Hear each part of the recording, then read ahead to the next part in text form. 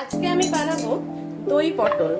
দই পটল করার জন্য আমি পটলগুলোকে এইভাবে কেটে নিয়েছি। কেটে মাথাগুলোকে একটু একটু করে ছিঁড়ে নিয়েছি যাতে মশলাগুলো ঠিকঠাক ঢোকে ভেতরে।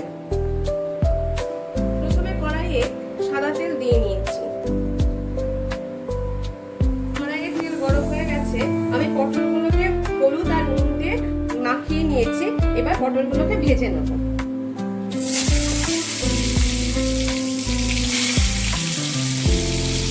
পটলগুলো ভাজা হয়ে গেছে, এবার আমি পটলগুলোকে তুলে নেব।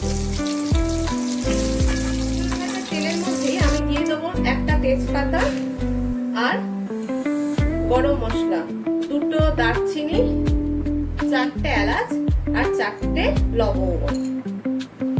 গোটা গরম মশলা ফোড়নে দেওয়াতে খুব সুন্দর একটা গন্ধ আসছে। এবার আমি এর মধ্যে দিয়ে দেবো 1 চামচ আদা বাটা, একটা টমেটো আমি এইভাবে গ্রেট করে নিয়েছি। গ্রেট করা একটা টমেটো,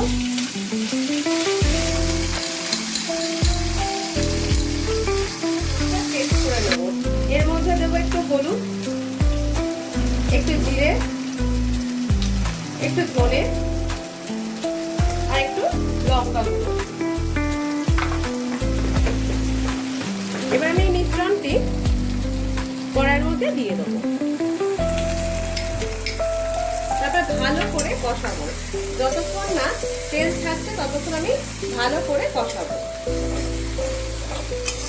তেল ছাড়তে শুরু করেছে, এবার আমি এর মধ্যে দিয়ে দেব লবণ। স্বাদ অনুযায়ী লবণ দেবেন। এখানে যেহেতু টক দই পড়বে এর জন্য একটু মিষ্টিটা বেশি দিতে হবে। 1.5 চামচ মতো চিনি দিলাম। ভালো করে কষানো হয়ে গেছে, এবার আমি দেব 100 গ্রাম মতো টক দই আমি ভালো করে ফেটিয়ে রেখে দিয়েছিলাম। এবার আমি এই টক দইটা দিয়ে দেবো।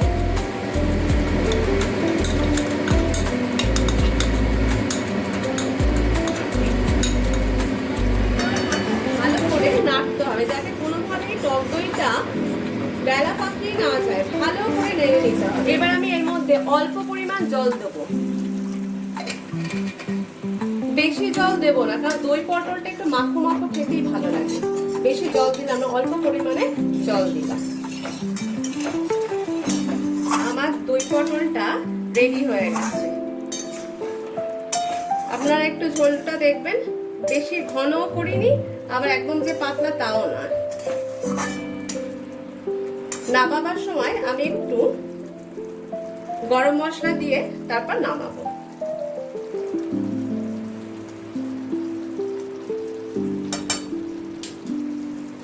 আমার দই পটলটা রেডি হয়ে গেছে। গার্নিশিং এর জন্য আমি এর উপর দিয়ে দিলাম একটু ফ্রেশ ক্রিম।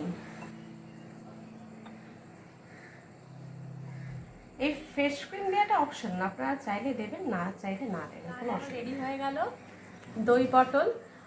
আপনারা গরমকালে দুপুরে অবশ্যই এই রেসিপিটা ট্রাই করবেন। আর আমার মনে হয় এরকম একটা রেসিপি যদি গরম ভাতে খাওয়া যায় তাহলে একটুখানি রান্না করার সময় চালটা একটু বেশি নিয়ে নেবেন, কারণ হচ্ছে এই রেসিপিটা কিন্তু সবাই আঙুল চেটে খাবে, এটা আমার গ্যারেন্টি। যদি রেসিপিটা ভালো লেগে থাকে অবশ্যই লাইক করে আমাকে একটু উৎসাহ দেবেন।